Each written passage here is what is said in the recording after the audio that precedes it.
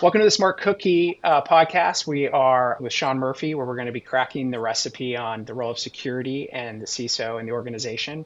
Our goal here is to have real conversations that highlight strong leaders, translate some complex topics over our next couple episodes into real clear business insights, and build community and discussions around how security professionals, how those that are interested in the profession, can kind of show up and the challenges and the opportunities of security professionals to navigate organizations. So thank you, Sean, for being here.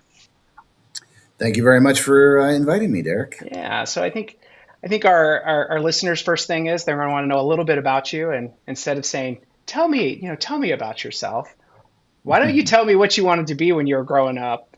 And kind of looking back, how close or how far did you land on that target now at this point in your career?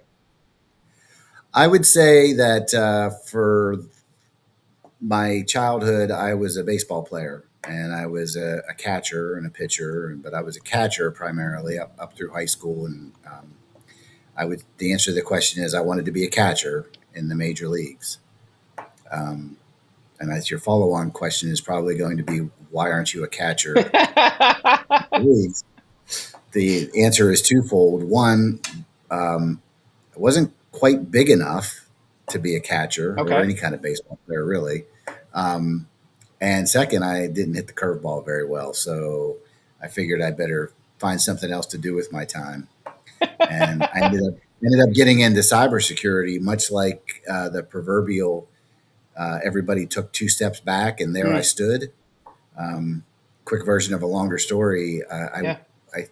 I took, and while I was in the Air Force, I took on a role as a program manager for PACS and teleradiology deployments throughout the Air Force, back when that was, pretty state of the art stuff. And as part of that, the Air Force had strict security requirements to anything that touched the warfighters network. Mm, So somebody in my office had to be uh, security savvy, under the Department of Defense, then Department of Defense, now hmm. Department of War, security requirements. So I was that person that got, I was fortunate enough that they invested in me to earn my CISSP, and take on medical device security. Okay.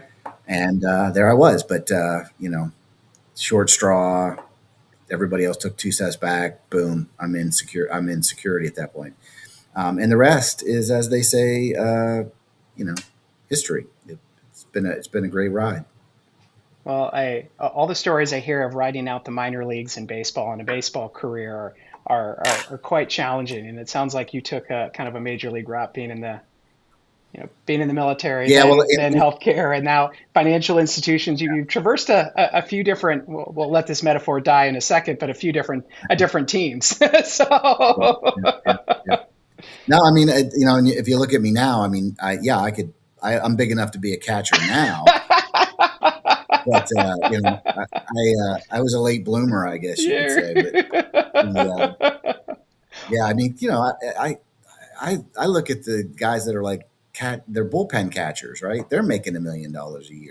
It's like, what was I thinking? I should have.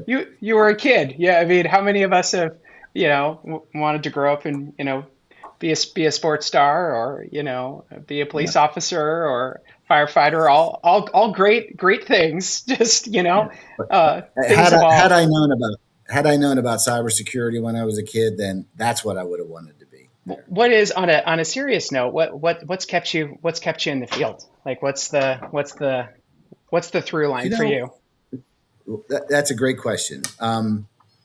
So going back to the start with the medical device security, that was in the Air Force. I really enjoyed being in the Air Force because of the mission. I really enjoyed being in healthcare because of the mission. Mm, And after I retired from the Air Force, I went into other healthcare cybersecurity roles as a CISO, all of which were in the business of cybersecurity for healthcare, which protecting health information of our customers, our patients, the folks we serve, ultimately is it's an obligation, right? But it's also a privilege. Mm, They're trusting us with their information, and typically within healthcare, they're giving that information at a very vulnerable time in their lives when they're not feeling well or they're sick or they're under the care of some uh, physician or provider. And so I took that obligation very very seriously. It felt like mm, a real purpose. And then in moving into financial services, I'd have to say, in particular, BECU and the credit union movement felt a lot like being in a healthcare organization as well. One of our core principles is around helping our members with financial health, which is a component of overall health along with mental and physical health. So it feels like a purpose driven pursuit to protect the sensitive information of members of BECU. So that's very important to me, and it's a driving factor because this isn't an easy job. So yeah. having that having that drive you internally is important to me, and it keeps you going. It's interesting. I think a lot of people would expect a CISO to jump right into all the technical elements. And so much of what you're talking about in terms of mission is a, not a technical part. It's more of the cultural piece. Is there a moment or a project or something that where it clicked for you that security was more than just the technical elements, that it was a leadership and cultural challenge? Is there something Yeah. there that you could share? Yeah, well, especially as you get more senior in the cybersecurity business, but honestly, from a technical perspective, that's table stakes, right? So, Mm, like, again, started out in medical device security. I absolutely learned a lot about the technical aspects of medical devices and the security that is needed to bring those to the warfighters network. So, the technical stuff is definitely table stakes, and you learn that over time. But in order to move up in the organization or become more of a senior leader, you have to transition towards being a business leader as much as the technical lead. So you're the mm, technical expert at the business table, at the C-suite table, and you have to be able to talk. You have to put the technical and the cybersecurity concepts in terms that make sense to the business and the strategy of the organization. Otherwise, the technical speak just gets drowned out, and doesn't matter how technical or how savvy you are with technology, it's not going to translate well to the CFO. It's not going to translate well to the uh, line of business folks, even in healthcare. I mean, especially in healthcare, the clinical aspect, it doesn't drive. To directly answer your question, though, the whole idea of how culture plays into this, there is that expression that culture eats strategy for breakfast or lunch. You take whatever's your favorite meal, what one of and your favorite meals of the day? As you're and bulking up it's to be that catcher, remember? yes, yeah, yeah. See, we came all the way around. You got to eat all the meals, and breakfast is the most That's important right. meal of the day. Which, by the way, on a totally different tangent, that whole concept of breakfast being the most important meal of the day is kind of propaganda from the cereal industry. There's your first conspiracy theory. Let's see There, if we can run that for a while. yeah, there's But another trail for us to chase down in our next conversation. there's a lot of folks that would tell you that not eating first thing in the morning is actually better for you. So I'm not advocating either one. I just read it on the internet. It has to Uh-huh. be Can't wait to hear has to about your be. new cereal brand that you're launching. With that, you talking about as you got more senior, you saw that evolution of, strategy, culture, risk, trust, how these things all intersect, and needing to tell the story around whatever the technology motion is that needs to happen. Help us peek into something that a lot of people don't get experience being around when you're working at the board level, right, of organizations. What are boards most typically most focused on when it comes to cybersecurity, and then what kind of conversations do you find yourself wanting to have even more with boards, given your the amount of experience and energy you have used to kind of partner with boards across organizations? Well, kind of at a high level, I would say over time the board conversation has really evolved from just generally wanting to know are we safe, are we secure, and that's always been a tough question to answer, especially honestly, because Mm, that's super important that you are transparent and honest at the board level. Otherwise, you're not serving anybody. But the the that has evolved into more of how resilient are we? okay. How much risk can we take? How does are the gap? Where are the gaps from your perspective, and how how can we how do we mitigate those along with again, how much risk can we take in terms of our what is our risk tolerance, Right. that we're still kind of within that threshold. And then if we make X, Y, and Z decisions in the strategy piece of the organization, will that appreciably, or how will that appreciably impact the risk tolerance levels that we have? And artificial intelligence right now is really a great example of how Yeah. that conversation is going, because everybody wants to go fast, everybody wants to go at the speed of artificial intelligence and innovate and experiment and just really try out all the different capabilities that are coming to bear.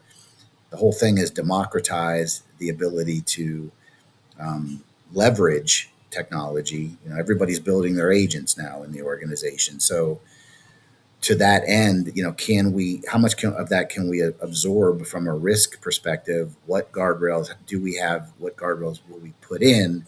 And then ultimately, I think it comes down to a question of how resilient are we? Mm, Because I think most boards understand that there will be issues. There will be an incident or a cyber event.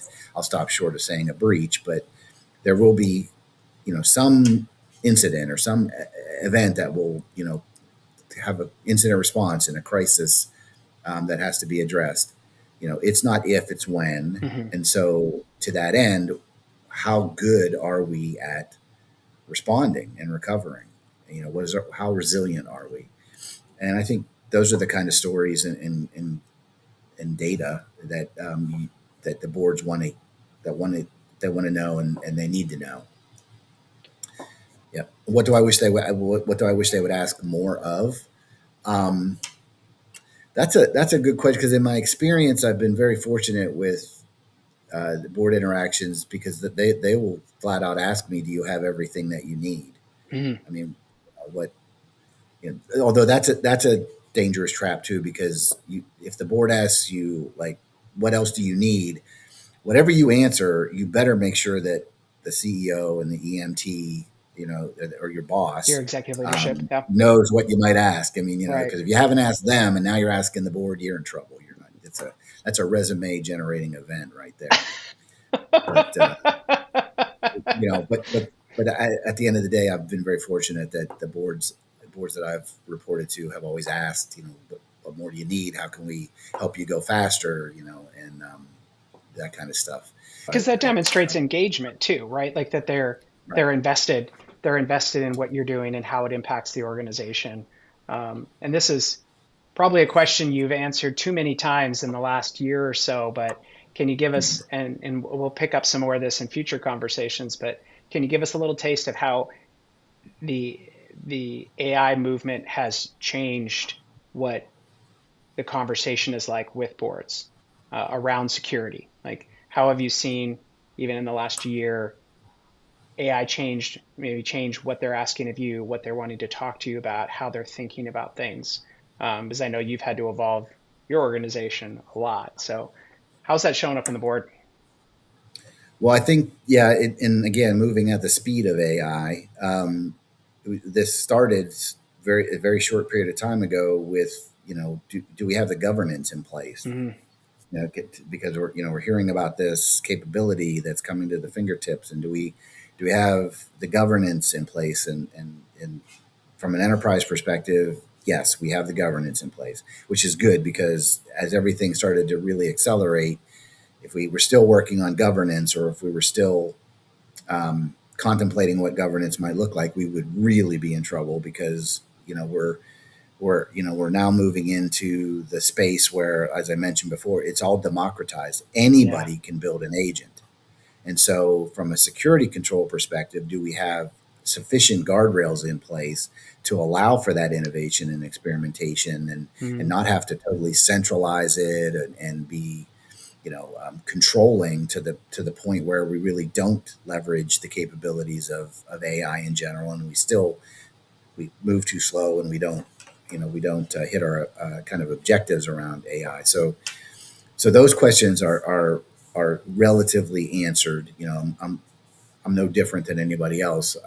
Every day there's kind of a new thing to consider in terms of those guardrails and how to implement them. And we're looking at vendors, we're looking at different solutions, we're looking at capabilities within our current technology, Right.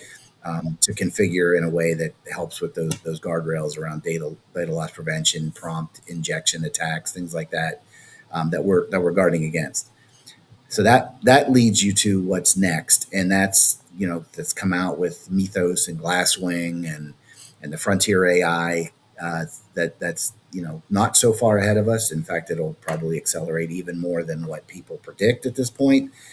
And from my perspective, what I think the thing that I believe in the most is that the time between vulnerability identification and exploit, skipping exposure, going right to exploit, is going down to, some people say hours, some people say a day, some Mhm. days, but I think it's almost instantaneous. It's almost a 0 day kind of thing. There'll be vulnerability identification from the adversary. There will be exploit instantaneously. You will not have time to patch. Patching will be a continuous thing that's always going on. I believe we'll have to get better at resilience, and or get a little bit more comfortable with some downtime that we're not comfortable with now. We're trying 5 nines uptime and that kind of thing. If you have to stop and patch, and so maybe it crashes a system, um, we got to find a way to be a little happier with that than we are right now. I mean, it's just not tolerated now, so it might be a little bit more reality under a continuous kind of patching and configuration model. But ultimately, it's going to be, we're not going to have that ability to kind of risk prioritize, patches as they roll in, and we're going to have to lean on manufacturers for building it in and not having us bolt it on. Right. So when something comes to market, I'm seeing that they are scanning their tool sets, with the same kind of capabilities that the adversary will have. So when we get it, it should be vulnerability free, so to speak. But we'll see. But I think that's the next evolution for the cybersecurity teams, is to, be able to provide that resiliency, provide that the technical capabilities to really be looking inside of our own environment, for those vulnerabilities like anybody else, and putting in, the capabilities to do the continuous patching. And there's other areas where development and release cycles, uh, will be aided by that capability as well. As a lifelong educator and someone that's written books on security, you kind of opened an interesting door there. And twofold is, what are you telling people that are at a midpoint in their career in your organization, where they should be growing their skills or where they should be leaning in and learning?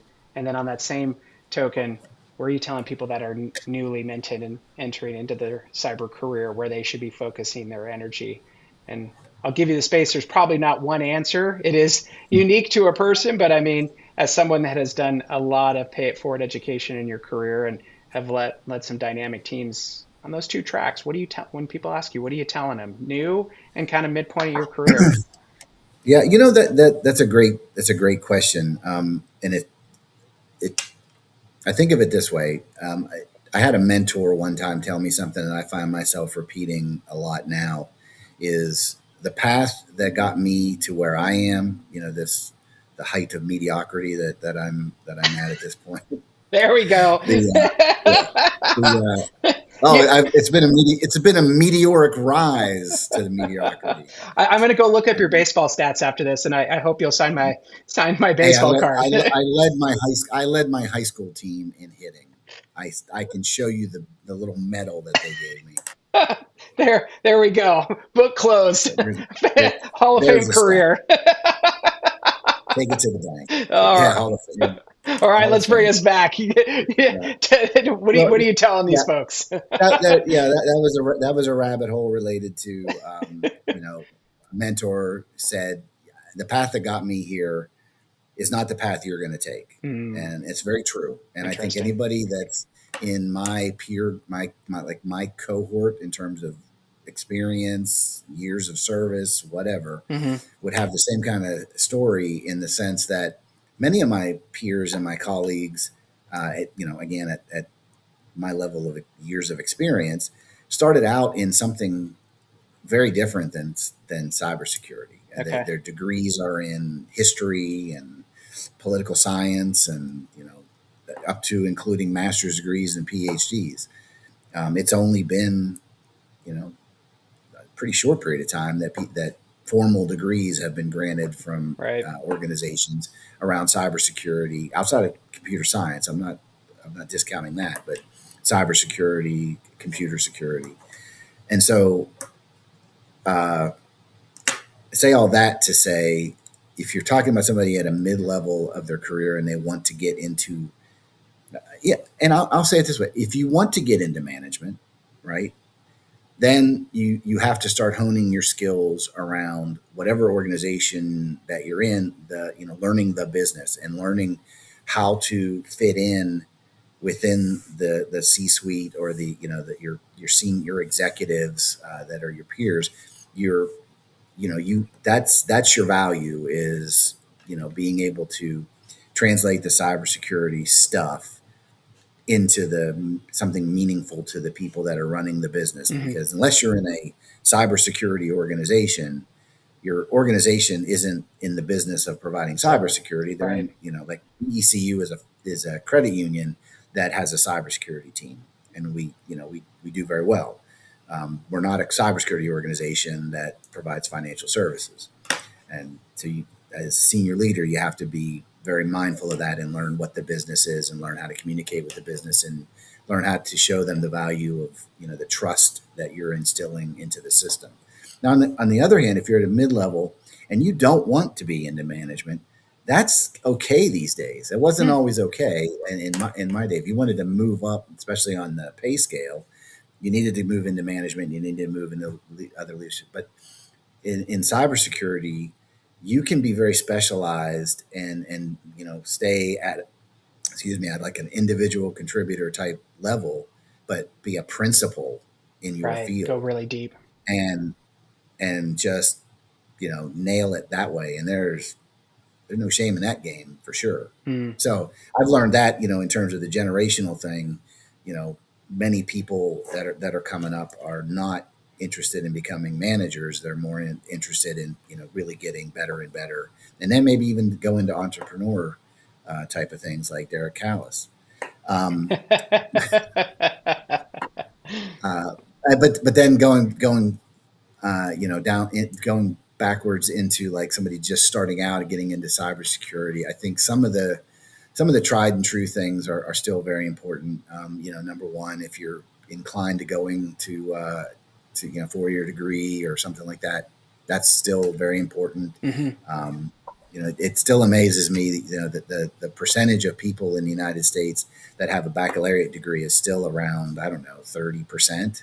It's not, it's not everybody has the ability to make it through a 4-year degree. Right. And it is a marathon. It really doesn't have a whole lot to do with being smart. It has a whole lot to do with, being persistent Yeah. in taking the long view. Master's degrees, PhDs, even smaller percentages of the population. So there's still value in that. I just saw a news report today that, even though it's smart for kids to go into trade schools these days, I got lots of thoughts on that, but that's a great pathway. There's still more earnings power going into 4-year degrees Hmm. and then up. So still a good pathway. But if you're not interested in that so much, I would point, and I have done this. I would point kids to the military service. The Air Force was very Very very good to helpful. me. You're trying to make a point that there's a Yeah, lot of news out there around how hard it is right now for people coming out of even 4-year universities to land their first job. And it sounds like that you see some of those conversations happening even in the cyberspace. yeah. It's difficult for your first job in cybersecurity to be at a management level, and usually with a baccalaureate degree, you're talking about somebody who's coming into a management level. That's what I'm trying to say. Mm, But going back to the idea of military service, what I it doesn't even really depend on what job you're talking about, but the Air Force. I'll talk about the Air Force because I know it. The Air Force is very good about bringing people in, day one, giving them a role that is, from day one is full of responsibility and technical growth. You're hands on for right. that. Let's say the first 4 years, earning your CISSP. Air Force invests in that.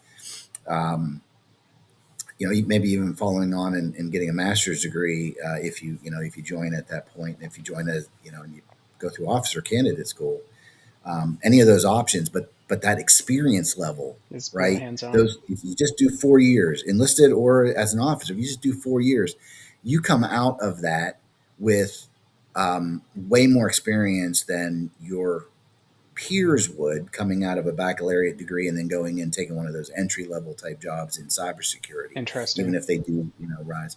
So that on the job training and the investment in your certifications and things like that is I would highly recommend to anybody, at least think about it, Think about look it. at it.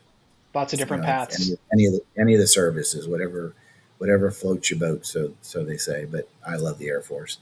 Um, and then beyond that, it's I go back to the certifications. Certifications are important, um, but last but not least, networking. Yeah. That's when people say about how getting the first job in cybersecurity. You got to work a network. Yeah. And so cultivate a network.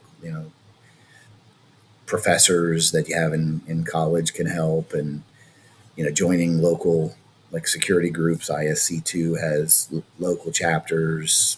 ISSA in the Puget Sound is a great group to be part of, and ISACA in the Puget Sound. And you Great just ideas. network. And as a student, you're certainly welcome to join those clubs, and that's how you meet people and word of mouth and all that kind of stuff. So those three things together, I'd say.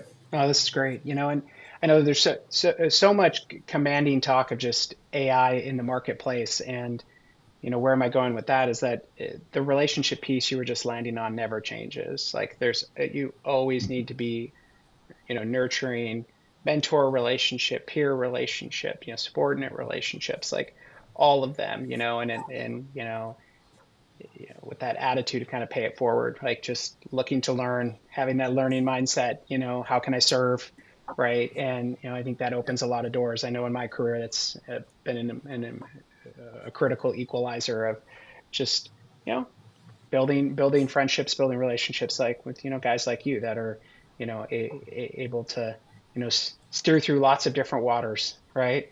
And so, and I know we're going to run out of time. There's so many more things we're going to talk about, which is why we're going to have some more sessions with you. But uh, give us a little peek into your day to day for a second. What would surprise somebody in what the role of the CISO is like? What's something surprising that I especially well, it's a great question, and I think what comes to mind, maybe this isn't going to be the best answer in the world, but the thing that comes to mind right away is I think especially business focused uh, leaders would be very surprised to know the level of archaeology that cybersecurity has to do on a daily basis.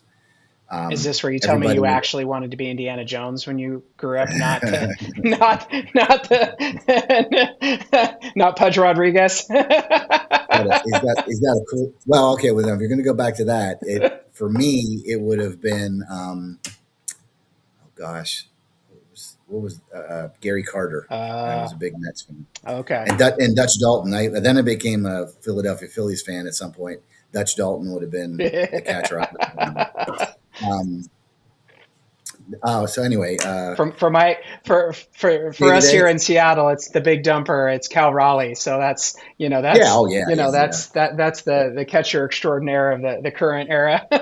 Yeah. Anyways, you had a real point you were going to make. He's a great one. Yeah, He's a great one. There's no question. I big fan of Cal. tell us about your inner Indiana Jones and the archaeology. Yeah, I'm the curious. archaeology aspect. Yeah, Every organization talks about some level of technical debt.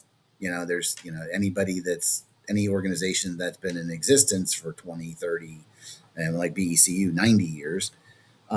There's technical debt. You've grown organically, and there's all kind of stuff and business processes and all kind of things. People don't document very well in some spaces, and it's yeah, all that, right? What what I think is hidden from a lot of people in the organization that are focused on business, focused on strategy, or focused on just delivering product is when we try to do modernization or we try to do security implementations or put controls in place, and it breaks so much stuff mhm, because we didn't know we were using that application that way, or we didn't know interesting. that this interconnection was dependent on this routing, and um, we uncover all of these things that we think it's the best security practice, right? Right. This is what NIST tells us to do. um, you overlay that into a business process that's got a lot of technical debt. You break things, and the folks that aren't in cybersecurity and maybe not in technology in general don't get it. I mean, it's an incident, it's a imposition, it's an inconvenience. It's you're creating downtime. Yep. This is unacceptable, You're slowing things down.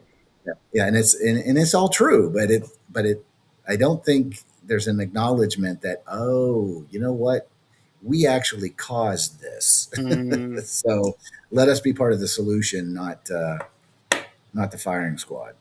How do you kind of last question here, and I'm sure you've faced down this one a number of times in your career.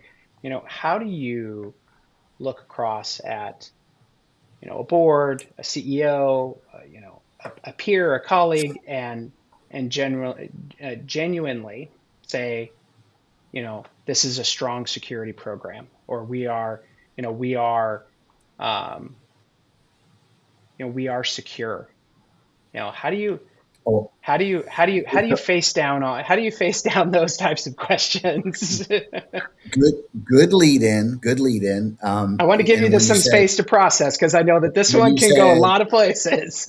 when you said we are secure, that is not something that anybody should say, Mm, because you're not. There's always risk. I mean, if you're right. connected to the internet, then you've got risk. So we not to split hairs, but you are talking about security maturity Yeah. or level of confidence, and I go back to the risk tolerance kind of aspect. How close are we to that risk tolerance? How resilient are we in case something goes wrong? Those, and in fact, it's not in case, it's when. And those kind of measures are much more important and much more real than any kind of false confidence Yeah. or bravado, or to answer the question directly.